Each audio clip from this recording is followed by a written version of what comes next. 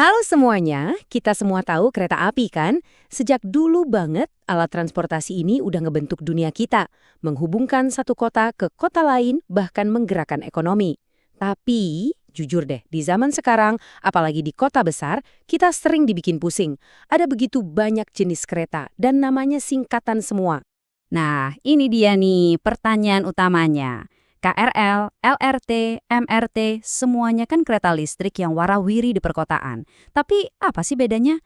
Tenang, di sini kita bakal bedah tuntas semuanya satu persatu.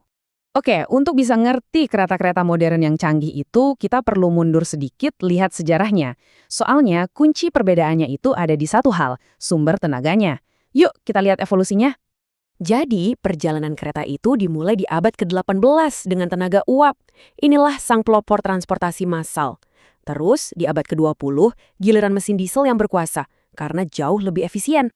Dan sekarang, kita ada di eranya tenaga listrik. Lebih bersih, nggak berisik, dan yang paling penting, akselerasinya super cepat. Cocok banget buat lalu lintas perkotaan yang padat. Anda tahu nggak, kenapa di Indonesia namanya jadi kereta api? Ya, karena ini, konsepnya itu sebenarnya mirip kayak teko air raksasa yang lagi mendidih. Air dipanaskan pakai batu bara, uapnya yang punya tekanan tinggi itu dipakai buat dorong piston. Dan piston itulah yang muterin roda. Simple, tapi di zamannya, ini revolusioner banget. Habis uap, muncullah kereta diesel. Wah, ini lompatan besar. Kereta ini, gampangnya, pakai mesin pembakaran internal raksasa. Yang minumnya solar, mirip-mirip kayak truk lah. Jelas jauh lebih efisien, nggak sebising kereta uap, dan polusinya juga lebih sedikit. Nggak heran kalau jenis ini mendominasi banget di pertengahan abad ke-20. Dan sampailah kita di era kereta listrik. Inilah teknologi yang jadi bintang utama pembahasan kita kali ini. Kereta ini ngambil listriknya langsung, bisa dari kabel yang ada di atasnya atau dari rel khusus.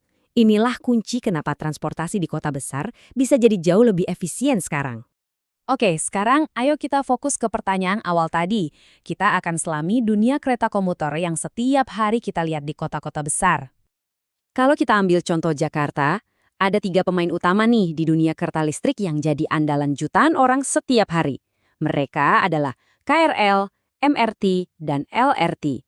Semuanya pakai listrik, semuanya jalan di atas rel, tapi ternyata tugas dan teknologinya itu beda banget. Yuk kita bandingin langsung biar jelas. Pertama, soal kapasitas angkut. KRL itu juaranya paling besar. Di bawahnya ada MRT, dan yang paling ramping itu LRT. Kedua, sumber listriknya. KRL dan MRT ini sama, pakai listrik aliran atas, alias kabel yang ada di atas itu loh. Nah, LRT ini beda sendiri, dia pakai listrik aliran bawah dari rel ketiga. Terakhir, rutenya juga punya tugas masing-masing. KRL itu jagonya menghubungkan pusat kota sama daerah-daerah pinggiran. MRT membelah kota, bisa lewat bawah tanah atau jalur layang. Kalau LRT biasanya melayani rute yang lebih pendek di dalam kota. Jadi, rel ketiga atau listrik aliran bawah ini apa sih? Ini tuh inovasi baru buat perkeretaapian di Indonesia. Coba bayangin, ada satu rel tambahan yang dialiri listrik ditaruh di samping 2 rel utama. Nah, kereta ngambil tenaga dari situ. Kelebihannya, pemandangan di atas jadi lebih bersih, nggak ada kabel-kabel yang bergelantungan. Jadi, poin penting yang harus kita ingat adalah meskipun teknologinya beda, kapasitasnya nggak sama, dan rutenya pun lain-lain, tujuan utama mereka itu cuma satu. Jadi solusi buat mindahin banyak orang secara efisien di tengah kemacetan kota. Oke, tadi kita udah ngomongin kereta komuter di perkotaan. Sekarang, ayo kita lihat gambaran yang lebih besar. Soalnya, dunia perkeretaapian itu ternyata jauh lebih beragam dari itu. Ada kereta yang dibikin khusus untuk ngebut, ada juga yang dirancang buat jadi kuli angkut super kuat.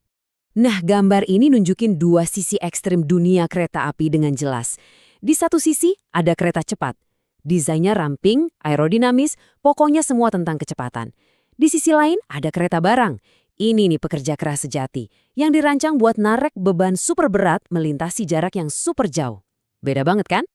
Biar bisa dapat gelar kereta cepat atau high speed rail, kecepatannya itu harus bisa tembus di atas 250 km per jam. Ini bukan lagi soal pindah dari stasiun ke stasiun, tapi udah soal menghubungkan kota-kota besar dalam hitungan menit, bukan lagi jam.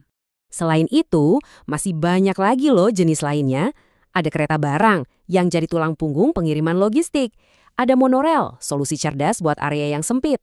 Bahkan ada kereta gantung yang bisa menaklukkan medan pegunungan yang curam di mana rel biasa nggak mungkin bisa dibangun. Setiap jenis punya tugasnya masing-masing. Oke, kita udah bahas masa lalu dengan tenaga uap dan masa kini dengan listrik. Sekarang pegangan, kita bakal ngintip sedikit ke masa depan dunia kereta. Sebuah teknologi yang kedengarannya kayak di film fiksi ilmiah, tapi ternyata udah ada di dunia nyata. Kenalin, ini namanya maglev, singkatan dari levitasi magnetik. Konsepnya itu luar biasa. Kereta ini nggak jalan di atas rel, tapi melayang. Betul, melayang. Dengan pakai kekuatan magnet yang super kuat, kereta ini bisa terangkat dari relnya dan melaju hampir tanpa gesekan sama sekali. Ternyata cara bikin kereta melayang itu ada dua. Yang pertama namanya MMS. Prinsipnya tarik-menarik. Jadi magnet di bawah kereta ditarik atas ke arah rel, bikin keretanya ngambang sekitar 1 cm. Sistem kedua namanya ADS, yang pakai prinsip tolak-menolak. Magnet di kereta dan di rel saling dorong, jadi keretanya keangkat lebih tinggi, sampai 10 cm. Uniknya, yang sistem ADS ini masih butuh roda buat jalan pelan, sebelum akhirnya bisa benar-benar melayang. Coba kita lihat lebih dekat sistem IMS ini. Perhatiin deh, bagian bawah keretanya itu kayak memeluk relnya. Nah, elektromagnet di bagian pelukan itulah yang ditarik ke atas, menciptakan gaya angkat yang bikin kereta melayang. Walaupun jaraknya tipis banget, cuma sekitar 1 cm. Sekarang, bandingin sama yang EDS. Kalau di sini, magnet di kereta dan di rel itu saling berhadapan, terus saling tolak dengan kekuatan super besar. Gaya tolak ini yang ngangkat seluruh badan kereta sampai 10 cm di atas rel. Celahnya jauh lebih besar kan? Terus, apa sih hasil dari teknologi melayang yang canggih ini? Jawabannya, kecepatan yang gila-gilaan. Rekor kecepatan kereta api di dunia saat ini dipegang oleh kereta maglev yang berhasil melesat sampai 603 km per jam. Itu sih udah kayak terbang rendah di darat. Wah, jadi kalau kita rangkum perjalanan kita mulai dari deru mesin uap yang mendorong piston, lalu ke heningan kereta listrik modern, sampai kita lompat ke masa depan di mana kereta bisa melayang di atas magnet. Ini bukti nyata kalau inovasi di dunia transportasi itu nggak pernah ada matinya. Jadi, ini menyisakan satu pertanyaan besar buat kita renungkan. Dari KRL sampai maglev, kita lihat batasan-batasan terus didobrak. Kalau hari ini aja kereta udah bisa jalan tanpa menyentuh rel, coba bayangkan 10 atau 20 tahun lagi teknologinya bakal kayak apa.